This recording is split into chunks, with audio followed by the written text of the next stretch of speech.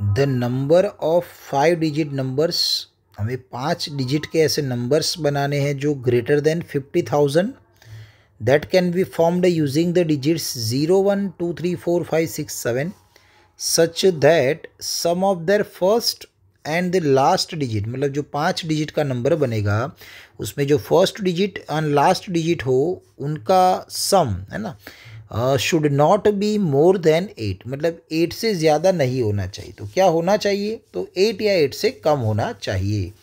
तो बस ये है क्वेश्चन हमारा। तो कंसेप्ट की बात करें तो बस हमें नॉर्मल कैलकुलेशन आपको आनी चाहिए ना, तो नॉर्मल सा बेसिक है, टेक्स्ट बुक लेवल का ही क्वेश्चन है, टेक्स्ट बुक में भी ऐसा ही एक क्वेश्चन था। ओके, तो नॉर्मल काउंटिंग आपको आना चाहिए। चलिए, हमें नंबर कैसा चाहिए? 5 डिजिट का नंबर चाहिए, और वो भी कैसा होना चाहिए?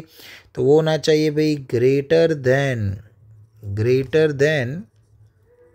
50,000, 50,000 से बड़ा नंबर हो वो हमें लेना है। और जिसके लिए आप कौन से डिजिट यूज़ कर सकते हो? तो वो है 0 1 2 3 4 5 6 7 8 9 नहीं दे रखा, मतलब 8 डिजिट है आपके पास, उसका आप यूज़ कर सकते हो, जिसके लिए हमारा जो नंबर बनेगा 5 डिजिट का वो 50,000 से क्या हो भाई? बड़ा हो। और कंडीशन के साथ first and last digit should not be more than 8। First and last digit, इनका जो सम आएगा भाई, सम वो क्या नहीं होना चाहिए? Should not be more than 8। तो इसका सिमिलर मतलब क्या हो जाएगा भाई? 8 से बड़ा नहीं, दैट मीन्स जो सम होगा, सम इज 8 या लेस देन 8, है ना। तो बस हमें इतना ध्यान रखना है कि भाई हमारा सम फर्स्ट और लास्ट डिजिट का 8 हो बने या 8 से कम बने। चलिए, तो शुरुआत करें।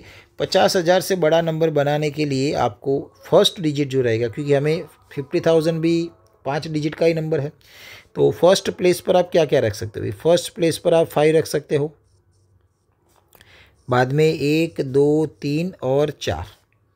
अब देखो भाई, हमें 5 डिजिट का नंबर बनाना था, उसमें मैंने 5 लिख लिया।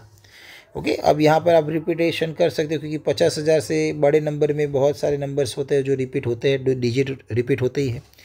तो यहाँ पर फर्स्ट मैंने 5 लिखा है, तो लास्ट डिजिट कंपलसरी मुझे क्या लिखना पड़ेगा? क्योंकि सम क्या करना है भाई? 8 चलेगा या उससे कम चलेगा? तो यहाँ पर 3 आ सकता है, या तो फिर उससे कम लेना हो। ओके, क्योंकि हमें सम बोला गया है 8 या 8 से कम, तो 5 और 3 का सम हो जाएगा भाई 8। या तो मैं वहाँ पर अब 2 रख सकता हूँ, क्योंकि फिर सम 7 आएगा, चलेगा। फिर मैं वहाँ पर 1 भी रख सकता हूँ, वो भी चलेगा।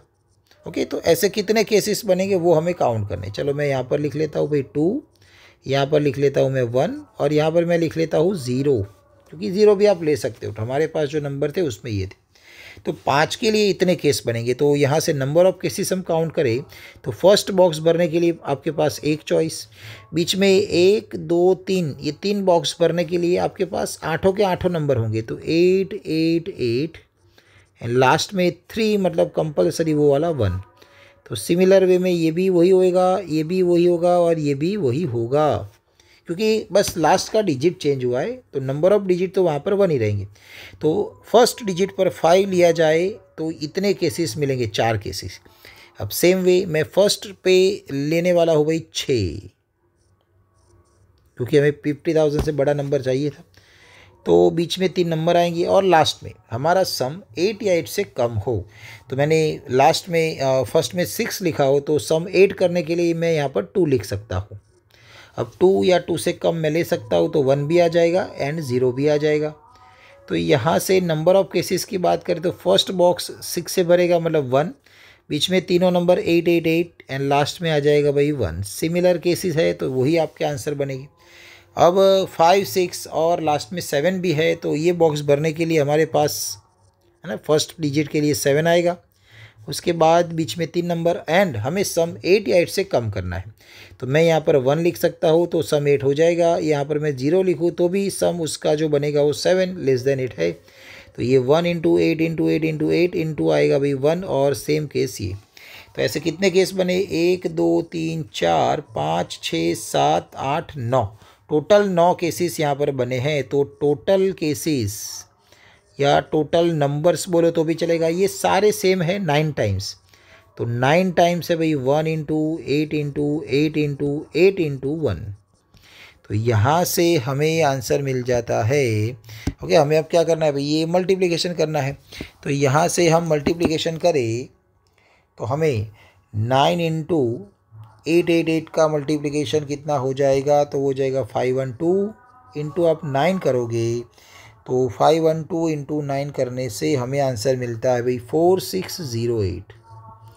तो ये टोटल केसेस बने, बट ये हमारा आंसर नहीं होगा। क्यों नहीं होगा भाई, क्योंकि हमने जो फर्स्ट केस लिया था 5 वाला, उसके अंदर है ना, ये जो हमने केस यहाँ पर काउंट किए हैं उसमें ये लास्ट वाले केस में एक नंबर आ जाएगा। कौन सा भाई, 50,000 वाला नंबर इसके अंदर आ जाएगा, क्योंकि फर्स्ट प्लेस पर 5 और लास्ट प्लेस पर आपको यहाँ पर 0 दिख रहा है।